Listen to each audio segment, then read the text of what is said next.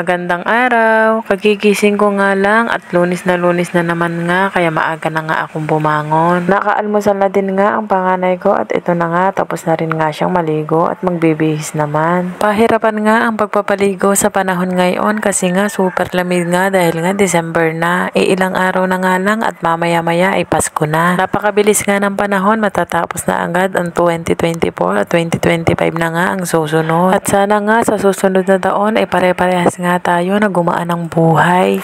Yung tipong hindi na natin iisipin yung mga panggastos natin araw-araw kasi sapat na at lalong-lalo na hindi na rin nga tayo mangungutang kasi meron na. Sana lahat tayo ay gumaan ang buhay ngayong 2025 at sana walang magkasakit sa ating mga pamilya. Yun lang ay magandang blessing na din. Nagbibihis na nga yung anak ko dyan at ito nga aking dalawang anak ay natutulog pa. Maya-maya nga ay magigising na din yan at lalo na kapag maingay. Malapit na din nga ang Christmas party ng kuya ni James. Ito ang Christmas party nila ay nataon pa sa follow-up check-up ng baby James. December 19 nga pala ang follow-up check-up namin kaya uunahin namin na maaga nga kaming gagayak para sa tanghali ay makauwi din nga agad kami. Hapon pa naman ang Christmas party nila. Hindi na rin nga ako nakaabot sa order ng mga Jollibee kaya pupunta rin nga kami ng Lemery at dun ko na nga din i-order ang aking anak na panganay ng kanyang kakainin sa Christmas party.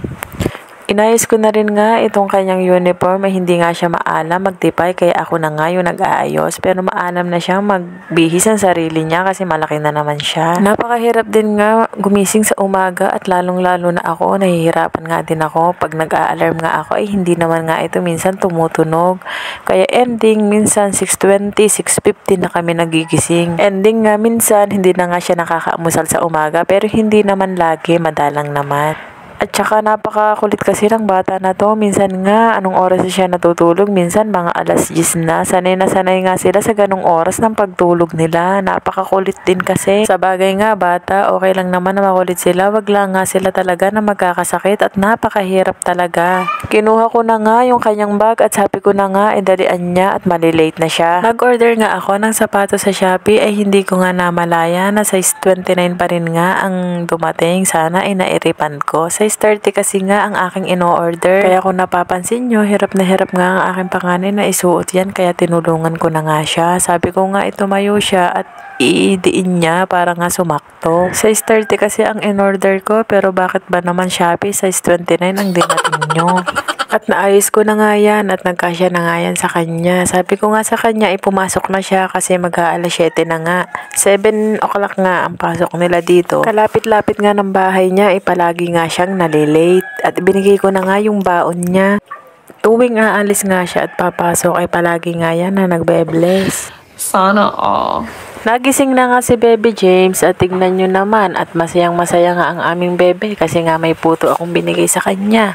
Nung nagising nga siya, hindi na nga siya umiyak. Diretso nga dito siya sa may kusina. Tignan nyo naman at masayang-masaya ang aming Baby James. Hindi pa rin nga ako nag-aalmusal kaya mag-aalmusal na nga kami ng Baby James.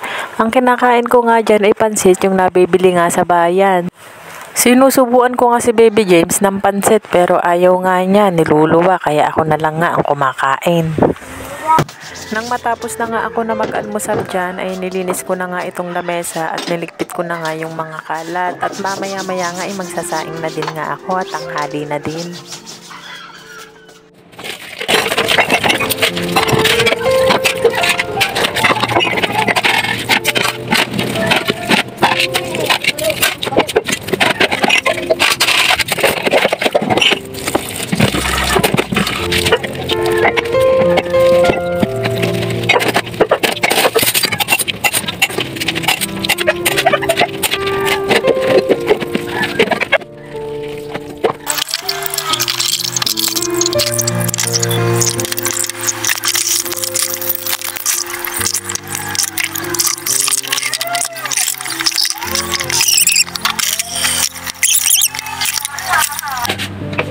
Pagkatapos ko nga mag-imis ng plato dyan, ito naman nga ay sinunod ko na linisin itong burner at napakadumi na naman nga. Ito nga ang ating gamit sa bahay na palagi nga na nagdudumi kasi halos araw-araw nga natin itong nilulutuan.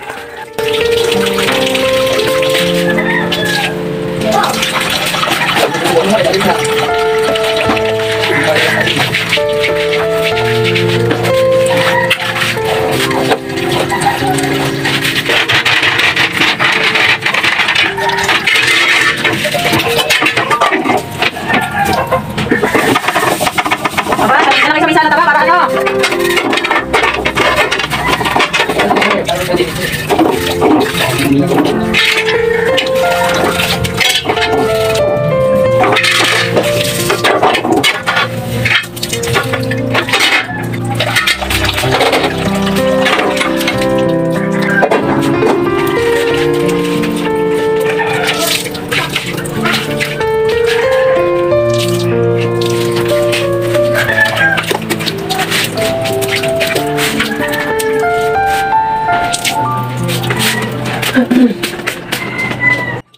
Napakasarap nga sa mata na palagi ngang malinis ang ating bahay at wala rin nga mga tambak na gawain. At pagkatapos ko nga dyan, isinunod ko na nga itong aming mga basahan dahil wala na nga kaming gagamitin. Napakahirap nga talaga pag wala rin nga magagamit na mga basahan.